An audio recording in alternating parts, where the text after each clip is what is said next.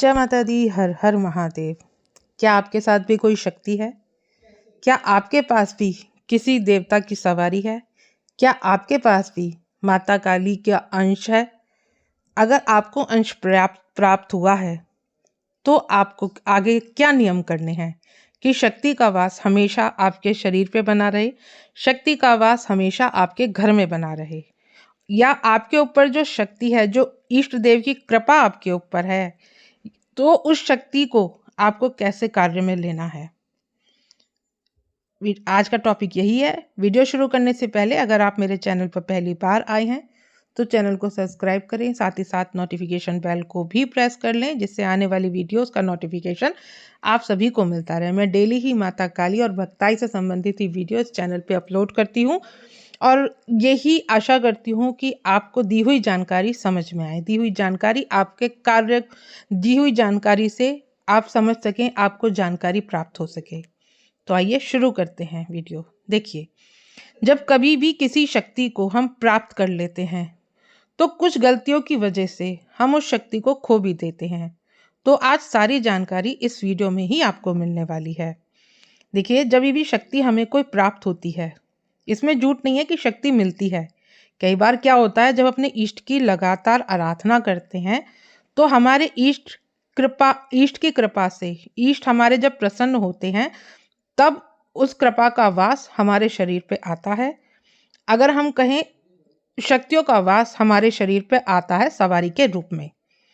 सवारी हमें प्राप्त होती है लेकिन हमें महसूस नहीं हो रहा है इसके बावजूद, क्योंकि हमें नियम बनाने पड़ते हैं। कुछ नियम ऐसे बनाए जाते हैं कि इन नियमों में रह करके ही हम हमेशा शक्ति को अपने पास रख सकते हैं। कभी भी शक्ति आपसे दूर नहीं हो सकती, क्योंकि वो शक्ति आई ही आपके लिए है, वो शक्ति आई ही जन कल्याण के लिए या आपके घर के कल्याण के लिए है।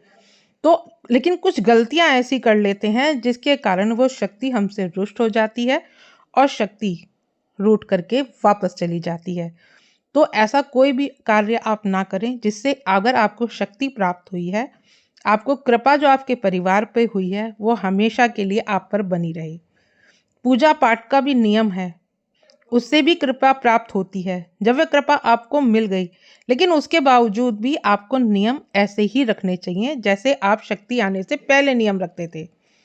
अगर शक्ति आने से पहले आप डेली ही पूजा पाठ करते थे तो शक्ति आने के बाद आपको अपनी पूजा पाठ डबल कर देनी है, आपको पूजा पाठ डबल बढ़ा देनी है, तभी शक्ति आपके पास रहेगी। और कभी भी शक्ति को आजमाने के चक्कर में उसका दुरुपयोग नहीं करना है। सत्य को कभी भी प्रमाण की आवश्यकता नहीं होती, सत्य हमेशा ही जीतता है। अगर आप किसी का बुरा करने की सोचते हैं और आप ये सोचते हैं कि अब शक्ति हमारे पास है, हम किसी का बुरा कर लेंगे, तो ये गलत है, ये गलती होती है। कभी भी शक्ति का दुरुपयोग ना करें। अगर आप ऐसा करते हैं कि सामने वाला व्यक्ति मेरे बुरे में है और मैं इसको सबक सिखाने के लिए अपनी शक्ति का आह्वान करता हूँ, शक्ति को याद करता हूँ, तो आप अगर ऐसा करते हैं तो आप अपनी शक्ति को हमेशा के लिए खो देते हैं। शक्ति आपको कभी भी प्राप्त नहीं होगी। उसके बावजूद उसका बुरा होगा या नहीं होगा, लेकिन आप अपने कुटुंब का नाश जरूर कर लेंगे।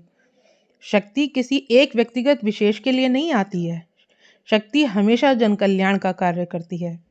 और अगर शक्ति ने अपने स्वयं के कार्य को आप प्रयोग में ला रहे हैं तो आप सोच रहे हैं कि मैं अपने कार्य में सिर्फ लेके आऊंगा, अपना ही भला करूंगा, तो ये एक झूठ है। यह ज्ञान आपको कभी भी आगे नहीं बढ़ने देगा। शक्ति आती है हमेशा दूसरों के कल्याण के लिए। शक्ति का वास, हाँ, शक्ति आपके परिवार की रक्षा करती है, आपके परिवार का कल्याण करती है, लेकिन तब तक जब तक आप शक्ति से कुछ गलत कार्य करने के लिए नहीं बोलते हैं। ठीक है, तो आपको क्या क्या नियम पालन करने हैं। देखिए, जब भी शक्ति आपके ऊपर आ रही है, तो जिस भी इष्ट की शक्ति आपके ऊपर आ रही है, चाहे वो माता काली हैं, हनुमान बाबा हैं या भैरव बाबा हैं, या जिनकी भी आप सेवा आराधना करते हैं, उनकी शक्ति आपके शरीर पे आ रही है, तो आपको शक्ति को भोग देना अति आवश्यक है। अब आप भोग, चाहे आप कोई दिन निर्धारित कर लीजिए या कोई महीना आप निर्धारित कर लीजिए या किसी भी साल में कोई एक बार आप भोग दें, लेकिन आपको शक्ति को भोग देना आवश्यक है, क्योंकि बिना भोग के शक्तियां नहीं चलती हैं। दूसरा, गुरु का सम्मान। देखिए, शक्तियाँ जब आती हैं, जब आपके पास शक्तियाँ आती हैं, तो इतना तो आप भी अब जान चुके होंगे, आपने और भी वीडियो सुनी होंगी कि शक्तियाँ बिना गुरु के नहीं चलती हैं। शक्तियाँ आती ज़रूर हैं, लेकिन शक्तियों को गुरु की आवश्यकता होती है। और अगर आपने किसी को गुरु बनाया है और आप उन्हीं गुरु का सम्मान नहीं करते हैं, तो भी शक्तियाँ आपसे रूठ करके चली जाती हैं। क्योंकि शक्तियाँ जो है ना, हमेशा उस इंसान का सम्मान नहीं करती हैं, लेकिन उस गुरु तत्व का सम्मान करती हैं।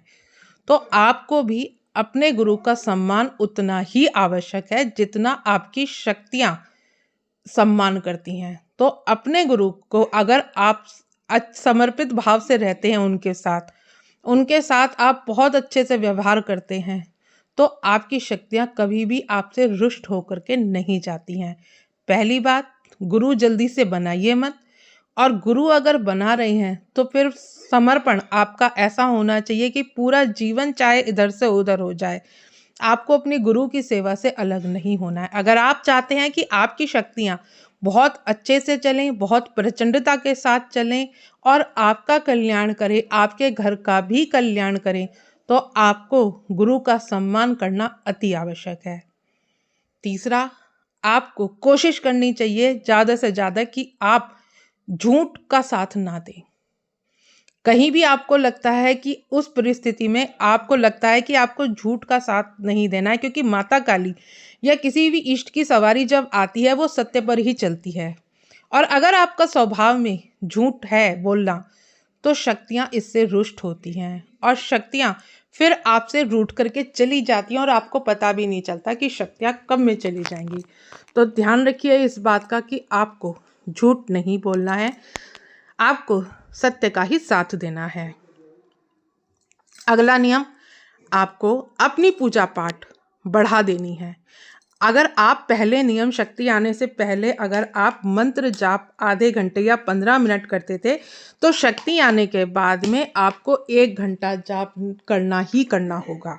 अगर आप चाहते हैं कि आपकी शक्तियाँ में हमेशा एक आपको अलग ही इफेक्ट दिखाई देने को मिले, आपकी शक्तियाँ बहुत प्रचंड रूप से आएँ, तो आपको निरंतर पूजा पाठ करना है। आपको उस देवता की साधना निरंतर करते रहनी है। जिस देवता की शक्ति का वास आपके शरीर पर है, उस देवता की निरंतर सेवा से आपकी शक्तियाँ प्रसन्न होती हैं और आपकी शक्तियाँ हमेशा आपके साथ रहती हैं। अगला नियम, जब भी अगर आप मैरिड हैं, तो आप अगर आप औरत हैं, तो अपने पति के अलावा पर पुरुष को आप ना देखें उस नज़र से, और अगर आप पुरुष हैं तो अपनी पत्नी के अलावा पर नारी को किसी गलत नज़र से आपको नहीं देखना है। क्योंकि शक्तियाँ जो है ना, बहुत पवित्र होती हैं और शक्तियाँ कभी भी अपवित्र इंसान का चयन नहीं करती हैं। आप जितनी पवित्रता, जितनी शुद्धता के साथ आप रह सकते हैं, शक्तियाँ भी उतनी ही खुशी के साथ आपके साथ रह सकती हैं। तो सवारियों को जब ही खुशी होती है जब आपका ध्यान, आपका मन, आपकी आत्मा पवित्र हो। तो ध्यान रखिए, सवारी आने के बाद में आपको पवित्रता बरतनी है। आपको बहुत पवित्र रहना है अपने आहार से, अपने विचार से। अगला नियम है कि जब भी आप सेवा